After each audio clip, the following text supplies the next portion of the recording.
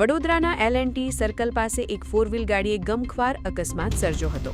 આ ગંભીર અકસ્માતમાં 2 વ્યક્તિઓને ભારે ઈજાઓ પહોંચી છે, જેથી બંને ઈજાગ્રસ્તોને તાત્કાલિક સારવાર અર્થે વડોદરાની SSG હોસ્પિટલમાં ખસેડવામાં આવ્યા।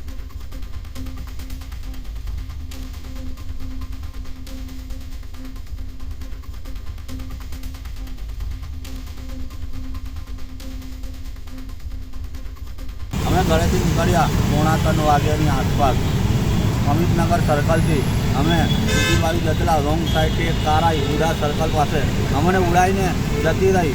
અમારી આંખ ખુલી તો હું SSG હોસ્પિટલમાં હતો। જે ઘટના બની હતી ક્યાં બની હતી? હા, ઉડા સર્કલ પાસે L&T સર્કલ આથી ઓજાની પાસે જે કાર રોંગ સાઈડ હતી। અમે અમારી સાઈડ પર જ જતેલા ને ફૂલ સ્પીડમાં હતી। આંખમાં લાઇટ વાગી એની અમને કશું દેખાયું જ નહીં। ડાયરેક્ટ ઉડાવીને કશું રહ્યું રક્ત ચોથી કાંડી જેવું અમારી સાથે થયું છે। જે કાર ચાલક હતો કે નશામાં હતો? એવું લાગતેલું કે કંઈ હશે।